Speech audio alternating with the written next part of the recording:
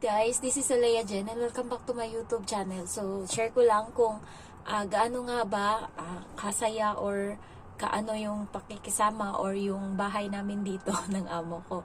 So, guys, yung bahay namin is bahay dito ng amo ko, maliit lang and tatlo lang sila, pero maganda siya, hindi toxic, hindi siya yung lalabas sa umaga ay nakasimangot na galit, and hindi siya sumisigaw sa akin, hindi rin siya basta hindi ka lang gagawa ng mali, wala talagang problema. And then, nagulat ako kasi may sakit nga yung alaga ko.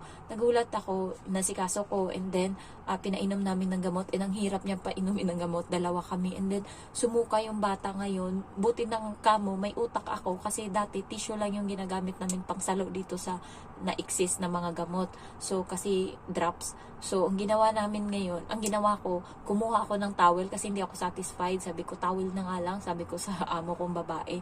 And then, natawa siya doon. So, buti na lang kamo, kumuha ako ng towel kasi biglang sumuka yung bata. So, kung tissue yun, nagkalat na yun kasi nung nakaraan, sumuka nga nung pinainom namin. So, nagkalat siya.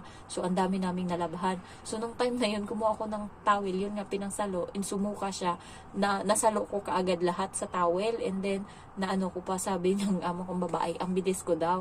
Tapos, ngumiti lang ako. And then, natapos na namin painumin. So, nung nasa kusina ako, sabi ng bata, nag-uusap sila, tapos na siya painumin. So, nag-uusap silang dalawa ng amo kong babae. So, nagulat ako, naghugas ako dun. Sabi ng bata, Jen, sabi niya, you want to stay in my home? Sabi niya ganun. You want to stay here in my home? Sabi niya ganun sa akin. So, lumabas ako sa kusina and then sinilip ko siya. Sabi ko, sa candy room, doon. Akala ko, naglalaro lang kami. Akala ko maglalaro siya. Sabi ko, sa kwarto niya kasi tawag namin candy room. Sabi ko, in your candy room? Sabi ko, okay. Sabi ko, ganun sa kanya. Tapos bumalik na ako sa paghugas kasi nga nandyan yung amo kong babae. And then, hindi siya na-satisfied. Sabi niya, mga maya-maya, Jen, you want to stay in my home for 4 years? Nagulat ako sa 4 years. Karga na siya ng amo kong babae. Siguro sinabihan siya ng amo kong babae, tanungin mo. Karga na siya, papunta na sila sa sa kwarto. Sumisigaw siya. Tapos nasa living room siya, papunta na siya doon. Tapos ako sa kusina pa din. Jen, you want to stay in my home for 4 years? Sabi niya ganun. So, nagulat ako. Tapos, yes or no? Sabi ko kasi sabi niya, yes or no, Jen? Sabi niya, yes or no? Sabi ko ganun. Tapos sabi ko na lang, nagbigla ako, sabi ko, yes. Sabi ko ganun sa kanya. Sabi niya, mommy, sabi niya ganun, habang karga siya ng bata, and then nag-Chinese na siya. Sabi niya, parang sa natin, umuo siya, mami, umuo siya, parang ganun. So, hindi pa ako, guys, na end contract dito. Pare-renewin na ako, punyeta. Ayan. So, share ko lang, ang nila dito, ang dali lang nila pakisamahan. Yung amo kong lalaki, wala kang problema. Sabi nila, magbabago yung ugali. Pero yung amo ko, hindi nagbago yung ugali nila. So, mabait pa din sila, and magsi 6 months na ako. 2 weeks na lang, 6 months na ako. And yung ugali nila, mas naging mas naging mabait, mas naging parang pamilya na nga kami dito. So, yung bata minsan makulit, pero nagagawa naman ng paraan, and sumusunod na talaga siya sa akin ngayon. So, paano ba? Yung lalaki, walang problema talaga. Uuwian siya, babatiin ka, kakain siya. As long as yung pagkain, walang hilaw, and okay, walang problema. Walang issue sa kanya. Yung babae naman, yung amo kong babae, as long as okay yung lahat ng mga, kahit nga may mga mali ako minsan, guys. Kasi, pag nilalabhan ko yung mga damit ng bata, yung mga pajama niya doon sa kwarto, is nilalabhan ko din. So, ngayon, kailangan ko yan lagyan, refillan ng pajama. So, minsan, hindi ko nare-refillan yan sa gabi. Yung amo kong babae, hindi yan siya sisigaw, Chen, hindi mo, nakalimutan mo yung pajama, lagyan mo dito. Hindi ganun. Lalabas yan siya dito. Halimbawa, nasa kusina ako, naghuhugas. Lalabas yan siya, magugulat na lang ako, kukuha yan siya sa cabinet ng pajama ng bata. Walang sali-salita, hindi ka makakarinig ng kung ano-ano. So, yung mga mali ko, hindi niya napapansin, or napapansin niya, pero pinapalagpas niya, and hindi niya binibigdir, katulad ng ibang amo na kapag day off ng katulong, doon niya nila raratratin ng chat yung katulong. Sasabihin, ang dumi ng ganito, ang dumi ng ganyan, mamaya pag uwi mo, linisin mo. Day off mo pa yan, sasabihan ka nila para pag uwi mo, paglilinisin ka. So, sa amo ko walang ganun. And then, maglalaro yan sila. Parang nga sila mga bata. Maglalaro yan sila sa gabi. And pupunta yan. Magtatakbuhan yan sila. Yung amo kong babae is yung taya. Siya yung wolf. Siya yung gaganon. And then yung bata tsaka yung amo kong lalaki, sila yung tatakbo. Sila yung magkakampi. So, minsan, pumupunta yan sila sa kusina. And doon yan sila magtatago. And then yung amo kong babae is nasa labas. And then yung amo kong babae, patayin niya yung ilaw. And then magsisigawan yung dalawa doon sa loob ng kusina nga, nandun ako. And matatawa na lang talaga ako kasi yung bata, sisigaw talaga yan siya lalo pagka pinapatay-patay yung ilaw. Ayan. So, may video ako dito, hindi kita yung mukha nila, pero yung boses nila is maririnig mo. Masaya talaga dito sa loob ng bahay, guys, lalo pag walang sakit yung bata and hindi siya nag-iinarte. Ang smooth lang, masaya lang kasi naglalaro. Parang bata, may bola yan sila na maliit, foam. Ayan, so, hindi siya bola, para siyang tela na malambot, and then, para siyang una na bilog malambot. Ayan. So, anim yan. And then, nakalagay yan doon display. May iba-ibang mukha. So, pag naglalaro yan sila, magugulat na lang ako kasi sumisilip ako minsan pag naglalaro sila, nakikitawa din. Ayan, naglalaro yan sila. Yun nga, hinahabol ng babae yung lalaki tsaka yung bata. And then, yung lalaki, kukuha yan siya ng mga unan-unan na maliliit.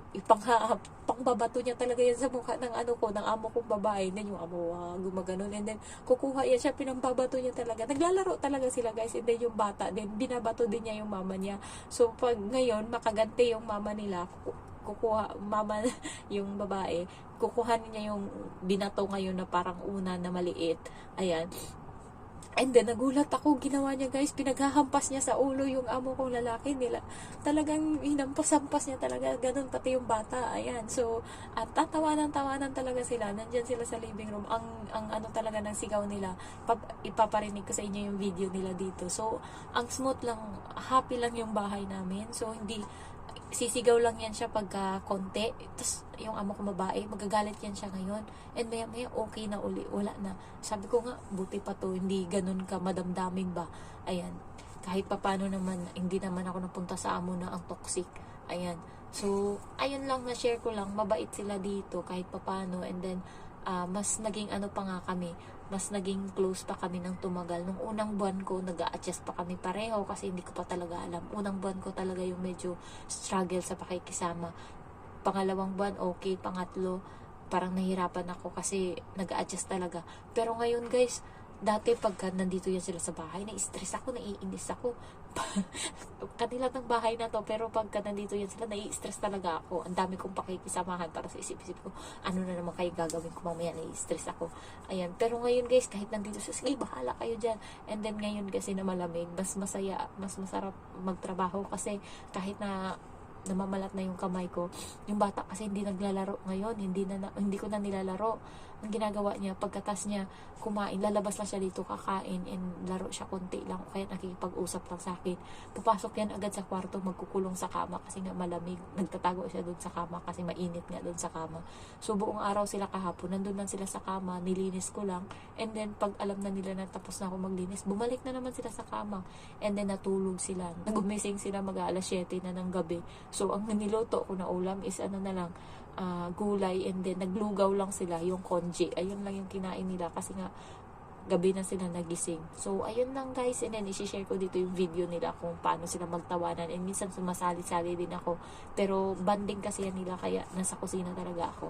Ayan, so if you're new to my channel, don't forget to like, to comment, and to subscribe. Thank you so much for watching. Bye bye. Channel, okay, Can I go to your house? Okay. It was 阿 so 小龍 messy. 食緊嘢咯喎，小龍食緊嘢啦，唔緊要啦。阿芝，呢個冚佢，整翻啊嘛，冚佢轉，佢最驚就係呢啲白手魚轉㗎嘛。梗係頂住有食啊！頂住隻隔離有窿喎，但係嗱，佢過咗嚟啦。I don't like it. 走啦！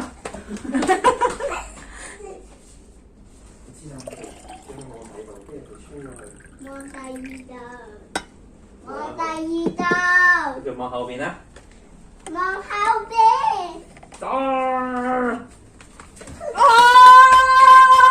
塞住，快啲，塞住，yeah，good job，行唔到啦，真係今次，真係行唔到啦，走咯，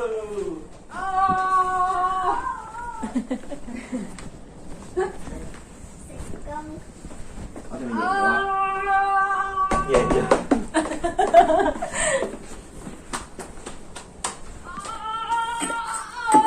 點算啊？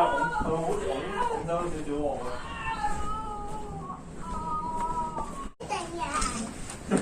輸，我哋今次可能會輸㗎啦。唔緊要，我哋努力。係咪下一次再到咧？唔緊要，未輸啊，fix 咗啦嘛。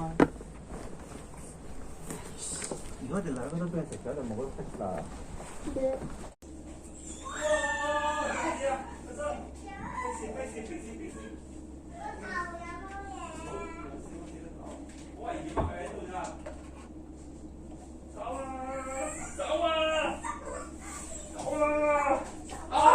我個頭啊！呢度我個頭我哋輸你啊！你隻手冇嘢啊！佢冇嘢手，又係佢隻手。個身好啦，你隻手冇得咁咩啊？冇嘢唔用得你隻手啊！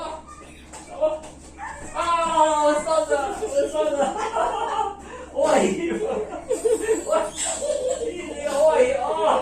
我喐唔到啦，完全。我都喐唔到。點算啊？我哋冇你喂，時袋喐唔到啦，點算啊？唔係，你仲有啲嘢手冇事，快啲飛啊！飛手啊！我嚼你啊！